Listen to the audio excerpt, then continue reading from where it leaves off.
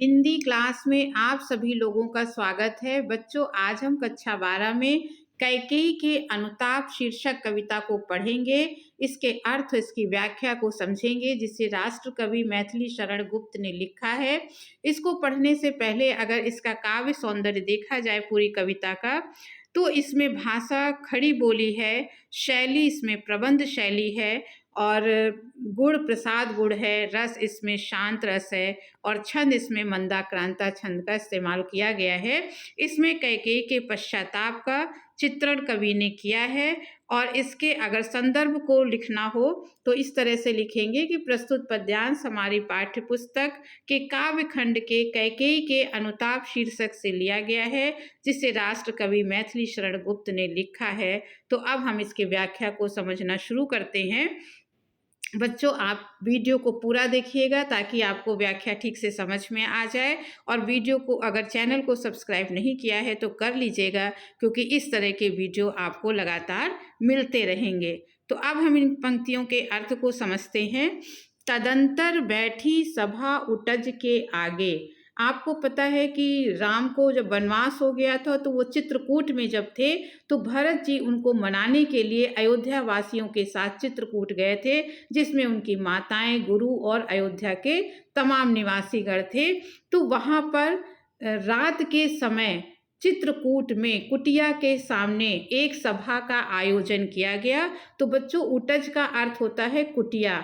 तो अब यहाँ पर कवि क्या कहते हैं कि तदंतर माने तत्पश्चात रात में सभा जो है वो कुटिया के सामने पूरी सभा बैठी नीले वितान के। अब यहाँ पर वहाँ का जो प्राकृतिक चित्रण है, प्राकृतिक जो वातावरण है चित्रकूट का, कवि ने इन पंक्तियों में उसका वर्णन किया है। नीले वितान के तले दीप बहु जागे। वितान माने होता है मंडप। देखिए, सभा कहीं जब बैठाई जाती है, कहीं सभा होती है तो वहाँ पर मंडप लगाया जाता है। तो यहाँ पर मंडप क्या है? नीला आकाश ही मानो इस सभा का मंडप है। और दीप बहु जागे, और मंडप के नीचे दीपक लगाए जाते हैं, रोशनी की जाती है। तो यहाँ पर नीला आकाश ही मानो मंडप है, और जो तारे रूपी दीपक हैं, जो तारे जल रहे हैं, मानो तारे रूपी दीपक ही इस मंडप के नीचे प्रकाश फैला रहे हैं। टकटकी लगाए नयन सुरों के थे वे। अथवा कवि कहता है कि वो जो तारे हैं, ऐसा लगता है सुर माने देवता, वो देवताओं की आंखें हैं, देवताओं के नेत्र हैं, जो इस सभा के ऊपर टकटकी लगाकर देख रहे हैं। और परिणामोत्सुक उन भयातुरों के थे वे। तो जो देवता लोग हैं इस सभा से इसलिए भयभीत है और टकटकी लगाकर इस सभा के परिणाम को जानने के लिए उत्सुक हो रहे हैं कि, और वो भयभीत भी हो रहे हैं कि इस सभा का अंत में ना जाने क्या परिणाम होगा। क्योंकि देवता लोग चाहते हैं कि राम जो है वो वापस अयोध्या ना जाए, बल्कि वो राक्षसों का वध करने के लिए आगे बढ़े। तो इस तरीके से वो भयभीत भी हैं कि ना जाने राम इसमें क्या निर्णय लेंगे। आगे की पंक्तियों में देखिए। उत्फुल्ल करौंदी कुंज वायु रह रहकर करती थी सबको पुलक पूर्ण मह मह कर। मह मह कर माने सुगंधित, उत्फुल्ल माने फूली हुई। वहाँ पर चारों ओर करौंदी माने करौंदे के बगीचे लगे हुए थे, करौंदे के वृक्ष चारों ओर लगे हुए थे, जिसके फूल खिले हुए थे। और करौंदे के फूलों की जो खुशबू है वो वायु, सुगंधित वायु जो है, उस सुगंध को लेकर पूरी सभा को महका रही थी और लोगों के हृदय को पुलकित कर रही थी, प्रसन्न कर रही थी। अब कवि कहते वह चंद्रलोक था कहाँ चांदनी वैसी। तो उन्होंने कहा कि उस समय जो सभा बैठी हुई थी उसकी जो शोभा है, उसकी जो सुंदरता है, वो चंद्रलोक से भी बढ़कर थी। वहाँ पर चंद्रलोक में जैसी चांदनी है उससे अधिक चांदनी इस सभा में हो रही है। प्रभु बोले गिरा गंभीर नीर निधि जैसी। और सारे लोग शांत होकर उस शांत वातावरण को देख रहे हैं, समझ रहे हैं। उसी समय राम ने गंभीर वाणी से, नीर निधि माने समुद्र के समान गंभीर वाणी से बोलना प्रारंभ किया। अब देखिए राम क्या कहते हैं भरत से आगे की पंक्तियों में। हे भरत भद्र अब कहो अभिषिप्त अपना। तो बच्चों, अभिषिप्त का अर्थ यहाँ होता है इच्छा या अभिलाषा। क्योंकि भरत राम के पास आए हुए हैं कुछ कहने के लिए। तो अब जब राम ने अपने बोलना प्रारंभ किया तो सबसे पहले उन्होंने भरत से पूछा कि हे भरत भद्र, हे भरत भाई, अब तुम अपनी इच्छा बताओ कि तुम यहाँ पर किस लिए आए हो। सब सजग हो गए, भंग हुआ ज्यों सपना। अब सभा में बैठे सभी लोग जो वहाँ के वातावरण का आनंद ले रहे थे, इस वार्तालाप के शुरू होते ही सारे लोग एकदम सजग हो गए। हे आर्य, रहा क्या भरत अभिषिप्त अब भी? क्योंकि राम ने प्रश्न भरत से पूछा था तो भरत ने अपना उत्तर दिया है कि हे राम, हे आर्य, हे भाई, क्या अभी भी भरत की कोई इच्छा बाकी रह सकती है? मिल गया अकंटक राज उसे जब तब भी। मुझे तो अकंटक राज माने बिना किसी बाधा के राज मिल गया है, अब उस राज में कोई भी बाधा नहीं है, तो क्या अभी भी मेरी इच्छा क्या कोई बाकी रह सकती है?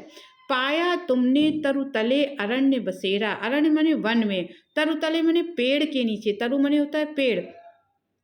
आपने तरु के नीचे, जंगल में, पेड़ों के नीचे आपको बसेरा मिला है। आप जंगल में वनवास कर रहे हैं, वनवास में आ गए हैं। रह गया अभिषिप्त तदपि शेष क्या मेरा?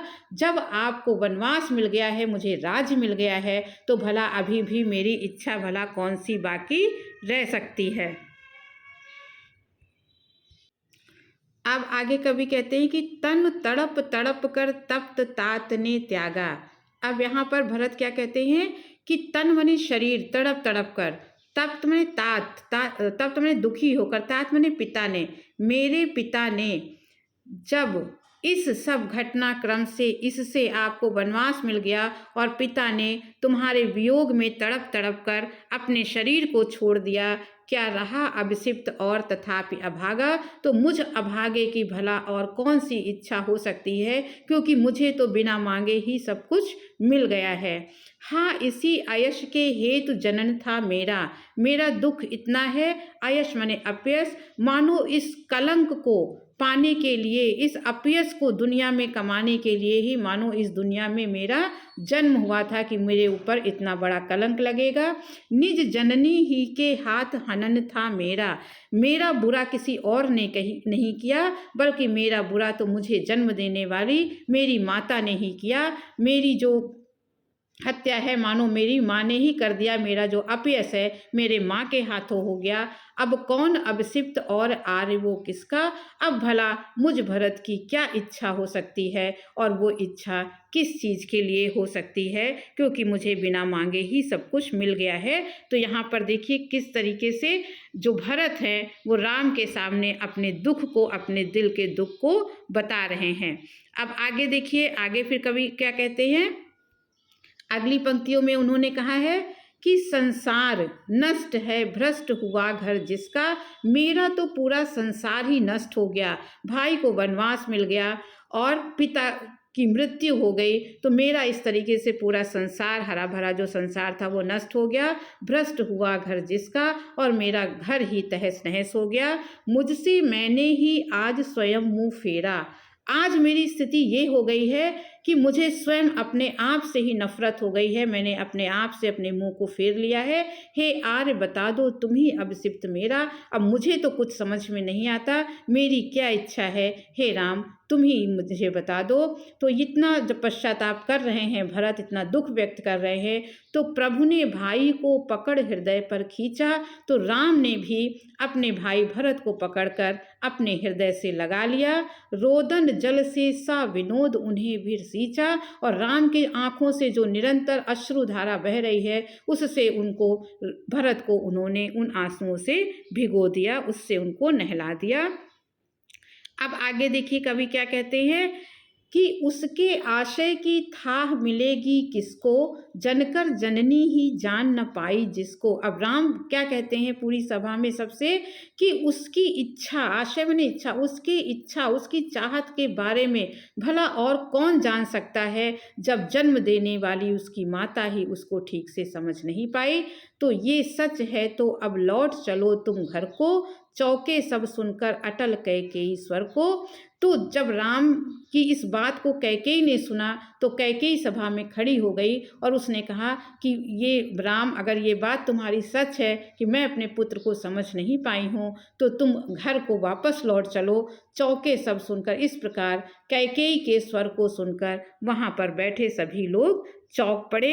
सबने रानी की ओर अचानक देखा और जो अभी राम और भरत को सब लोग देख रहे थे वो कैकेयी के स्वर को सुनकर सब लोग कैकेयी को देखने लगे।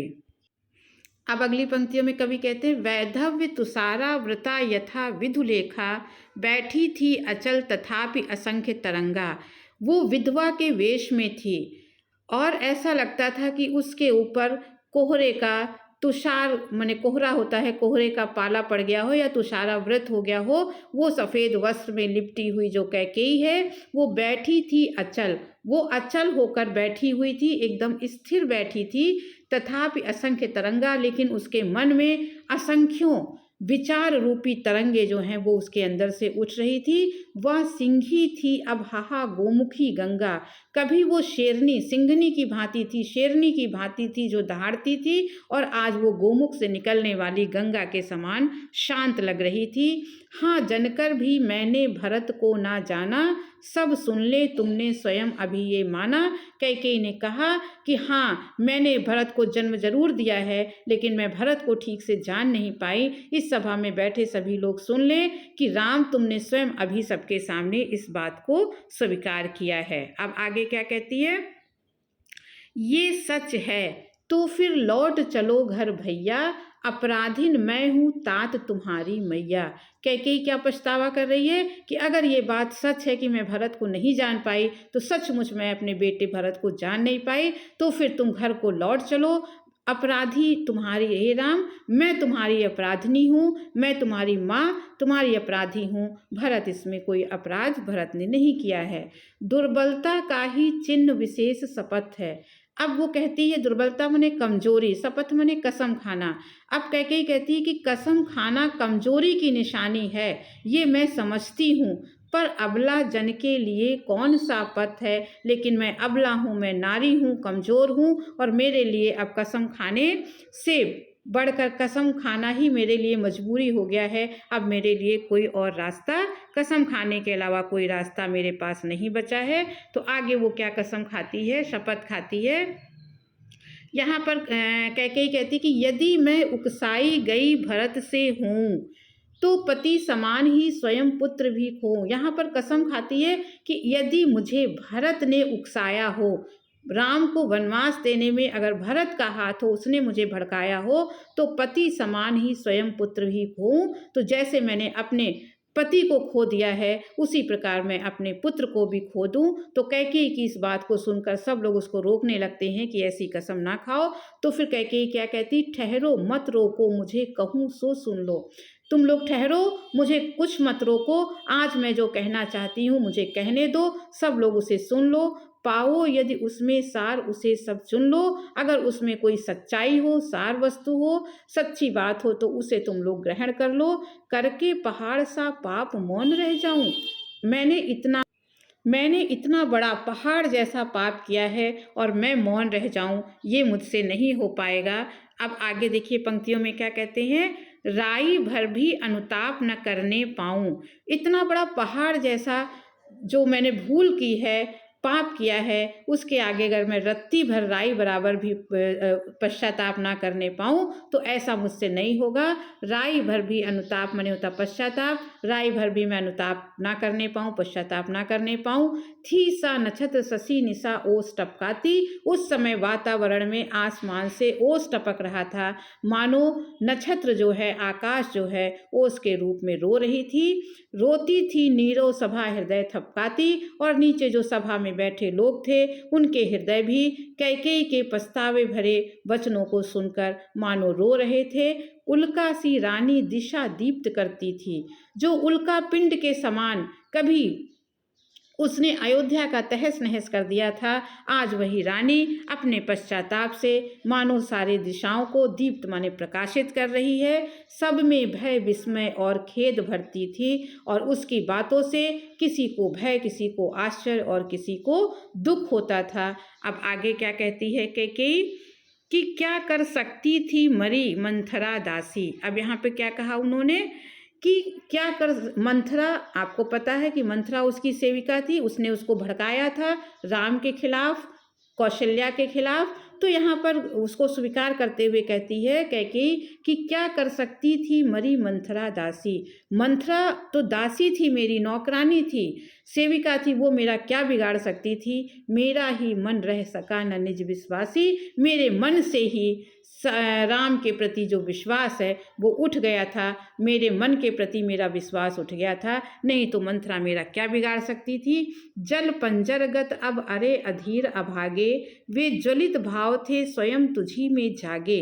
कहते मेरे शरीर, मेरे इस अभागे शरीर के अंदर ही ज्वलित भाव माने जलन के भाव, राम के प्रति जलन के भाव स्वयं मेरे अंदर ही जागे थे, पर क्या था केवल ज्वलित भाव ही मन में। अब कैकेयी क्या कहती है, क्या उस समय केवल मेरे मन में केवल जलन के ही भाव थे, ईर्ष्या के ही भाव थे और कोई भाव मेरे मन में नहीं था। अब आगे क्या कहती है, क्या बचा शेष था कुछ ना और इस जन्म में। क्या मेरे मन में ईर्ष्या के अलावा दूसरा भाव नहीं था। तो कहती मेरे मन में जिस समय राम के प्रति ईर्ष्या थी, उसी समय मेरे मन में भरत के प्रति वात्सल्य का प्रेम था, कुछ मूल्य नहीं, वात्सल्य मात्र क्या मेरा, मेरे पुत्र भरत के लिए मेरा प्रेम था, क्या उस प्रेम का कोई मूल्य नहीं है। पर आज अन्य सा हुआ वत्स भी मेरा, लेकिन जिस पुत्र के लिए मैंने इतना सब कुछ किया, आज वो पुत्र भी मुझसे पराया होकर खड़ा है, मुझसे पराया बन गया है। थूके मुझ पर त्रैलोक्य भले ही थूके। कहते आज तीनों लोगों के लोग भले ही मुझ पर थूके, मैंने जो काम किया है, जो कोई जो कह सके कहे क्यों चूके। आज जिसके मन में जो आए वो मुझे कहे, वो भला क्यों चूके। अब आगे यहाँ पर क्या कहती, छीने न मात्र पद किंतु भरत का मुझसे। जिसको जो कहना है वो मुझे कहे, लेकिन मैं भरत की माता हूँ, ये माता का जो पद है वो मुझसे कोई ना छीने। हे राम दुहाई करूँ और क्या तुझसे, हे राम मैं भला और तुमसे क्या दुहाई करूँ, मैं तुमसे भला और क्या मांगूँ। अब कवि कहते हैं, कहते आते थे यही अभी नरदेही। कैकेयी आगे क्या कहती है कि अभी तक संसार में जितने भी मनुष्य हैं ये कहते आते थे कि माता न कुमाता पुत्र कुपुत्र भले हो। अभी तक संसार में ये कहावत प्रसिद्ध थी कि माता कभी कुमाता नहीं होती है, पुत्र भले ही कुपुत्र हो जाए। अब कहें सभी ये हाय विरुद्ध विधाता। अब भगवान के, विधाता में भगवान के बनाए हुए नियम के विरुद्ध मैंने कार्य कर दिया है। अब सभी लोग मुझे ये कहेंगे कि है पुत्र पुत्र ही रहे कुमाता माता, कि पुत्र तो पुत्र ही रहा, लेकिन यहाँ पर माता जो है वो कुमाता हो गई है। अब आगे देखिए कवि क्या कहते हैं, बस मैंने इसका वाह मात्र ही देखा, दृढ़ हृदय न देखा, मृदुल गात्र न देखा। गात्र माने होता है शरीर, मृदुल माने कोमल। अब कैकेयी कहती कि मैंने भरत को केवल बाह्य मात्र माने बाहर बाहर से ही केवल इसको मैंने देखा, इसके अंदर जो दृढ़ हृदय है उसके दृढ़ मजबूत हृदय को नहीं देखा, इसके केवल कोमल शरीर को ही देखा। परमार्थ न देखा, पूर्ण स्वार्थ ही साधा। मैंने किसी के परमार्थ को, किसी के परोपकार को, किसी के भलाई को नहीं देखा, केवल अपने स्वार्थ को ही देखा। इस कारण ही तो हाय आज ये बाधा, और मैंने केवल अपने स्वार्थ के बारे में सोचा, इसीलिए तो आज ये इतनी बड़ी बाधा मेरे सामने उपस्थित हो गई है। अब आगे देखिए क्या कहती है कैकेयी कि युगों युगों तक, युग युग तक चलती रहे कठोर कहानी। युगों युगों तक जितने भी जीवन मेरे आएंगे अगले, मेरी आत्मा जिन जिन जीवन में जाएगी, युगों युगों तक मेरी कहानी ये चलती रहेगी कि रघुकुल में थी एक अभागिन रानी। हर जीवन में मैं ये सुनूंगी कि रघुकुल में एक अभागन रानी थी जिसका नाम कैकेयी था। उसकी वजह से जो अयोध्या का जो महल था, जो राजमहल था, जो संसार था, वो पूरा नष्ट भ्रष्ट हो गया। निज जन्म जन्म में सुने जीव ये मेरा, जन्म जन्मांतरों तक मेरा जब तक जीवन रहेगा तब तक मेरा जीव ये आत्मा सुनती रहेगी कि अयोध्या में एक अभागन कैकेयी रानी थी। धिक्कार उसे था महास्वार्थ ने घेरा, उस रानी को धिक्कार था कि उसको स्वार्थ ने घेर लिया था। अब आगे कैकेयी क्या कहती है, 100 बार धन्य वह एक लाल की माई, जिस जननी ने जना भरत सा भाई। अब कैकेयी जब अपना पश्चाताप प्रकट कर रही है सभा के सामने, तो राम वहाँ पर बोल उठते हैं कि 100 बार धन्य वह एक लाल की माई, कि जो जिसने एक लाल, एक पुत्र, भरत जैसे पुत्र को जन्म दिया है, वो माता 100 बार धन्यवाद देने के योग्य है, जिस जननी ने मुझे भरत जैसा भाई दिया है। पागल सी प्रभु के साथ सभा चिल्लाई, और जब राम ने ऐसी बात कही तो पागलों के साथ, प्रभु के साथ, राम के साथ पूरी सभा चिल्लाने लगी। पूरी सभा ने एक ही बात कही कि 100 बार धन्य वह एक लाल की माई, कि जिसने भरत जैसे लाल को, पुत्र को जन्म दिया है, वो माता जो है वो 100 बार धन्यवाद देने के योग्य है। अब आगे देखिए, हा लाल उसे, अब यहाँ पर फिर आगे क्या कहती है, राम के कहने के बाद कैकेयी फिर अपनी बात जारी रखती है। हाँ लाल उसे भी आज गमाया मैंने, हाँ लाल, मैंने जिस लाल को, जिस पुत्र को मैंने जन्म दिया, उसे आज मैंने गंवा दिया है। गंवाया मैंने गंवा दिया है। विकराल कुयश ही यहाँ कमाया मैंने, और इस जीवन में मैंने केवल अपयश को ही कमाया है। निज स्वर्ग उसी पर वार दिया था मैंने अपना स्वर्ग, अपना सुख उसी पुत्र भरत पर ही न्यौछावर कर दिया था। हर तुम तक से अधिकार लिया था मैंने, हे राम, मैंने अपने इसी पुत्र के लिए मैंने तुमसे भी तुम्हारा अधिकार छीन लिया था। पर वही आज ये दीन हुआ रोता है, पर जिसके लिए मैंने सब कुछ किया था, आज वही दीन है, दुखी की भांति इधर उधर रोता फिरता है। अब आगे देखिए कैकेयी क्या कहती है, संकित सबसे धृत हरिण तुल्य होता है, और आज ये हिरण की भांति सबसे शंकित हो रहा है, सबसे भयभीत होता है। सब लोग इसे कुछ ना कुछ कह रहे हैं और ये रो रहा है। श्रीखंड आज अंगार चंड है मेरा, जो मेरा सौभाग्य था आज वो मेरा अंगार बन गया है, मुझे जला रहा है। तो इससे बढ़कर कौन दंड है मेला, इससे बढ़कर मुझे कौन दंड मिल सकता है कि मेरा सौभाग्य जो है वो दुर्भाग्य में बदल गया है। मैं खुद दंडित हो गई हूँ। पटके मैंने पद पाणी मोह के नद में, पद मने होता है पैर और पाणी मने हाथ, मैंने अपने हाथ पैर मोह की नदी में, नद मने नदी, मोह की नदी में मैंने अपने हाथ पाँव को खूब पटका, खूब फेरा। अब क्या हुआ, जन क्या क्या करते नहीं स्वप्न में मद में। अब यहाँ पर कैकेयी क्या कहती है कि मैंने भी अपने मोह के कारण काम किया, लेकिन जन, ये जो संसार के लोग हैं, ये भी सपने में और अपने अहंकार में किस तरीके के गलत गलत काम करते हैं। हाँ दंड कौन क्या उसे डरूंगी, अब भी मैंने जो काम किया है वो बहुत ही बुरा है, जिसकी वजह से मेरा पूरा संसार खत्म हो गया है। अब मुझे इसके बदले जो भी दंड मिलेगा उससे मैं अब बिल्कुल भी नहीं डरूंगी, चाहे मुझे कुछ भी इसका दंड मिले। मेरा विचार कुछ दयापूर्ण हो तब भी, अगर लोग मुझ पे दया करेंगे तब भी मुझे कोई इसका फर्क नहीं पड़ेगा। हाँ दया हंत व घृणा आहा वो करुणा, चाहे लोग मुझे दया करें, चाहे मुझसे घृणा करें, चाहे मुझसे करुणा करें। वैतरणी सी है आज जानवी गंगा। अब यहाँ पर कवि कहते हैं कि आज जो जानवी गंगा के समान पवित्र हो गई है कैकेयी अपने पश्चाताप के द्वारा। जैसे जानवी मतलब गंगा और वरुणा नदी पवित्र होती है, वैसी ही वो पवित्र हो गई है। सह सकती हूँ, अब कैकेयी यहाँ पर क्या कहती है आगे, सह सकती हूँ चिर नरक सुने सुविचारी, मुझे चाहे चिर मने हमेशा, चाहे मुझे हमेशा हमेशा के लिए नरक में निवास मिल जाए, मैं उसे भी सह सकती हूँ। यहाँ पर बैठे सभी लोग सुन लें। अब आगे की पंक्ति में कैकेयी कहती, पर मुझे स्वर्ग की दया दंड से भारी, लेकिन अगर मुझे माफ़ कर दिया जाता है, मुझे क्षमा कर दिया जाता है मेरे कर्मों के लिए, और मुझे स्वर्ग की भी अगर दया में स्वर्ग दे दिया जाता है, तो वो मुझे मेरे दंड से ही बहुत भारी होगा।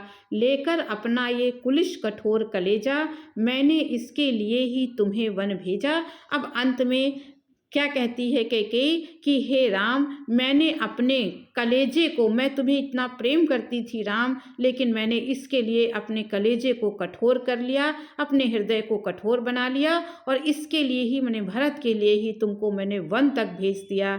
घर चलो इसी के लिए ना रूठो अब यूं, अब तुम इसी भरत के लिए घर वापस, मैंने भरत के लिए ही तुमको वन भेजा था, अब तुम इसी भरत के लिए घर वापस चलो। अब आगे क्या कहती है, कुछ और कहूँ तो, घर चलो इसी के लिए ना रूठो अब यूं, अब तुम इस प्रकार से मत रूठो और तुम घर चलो।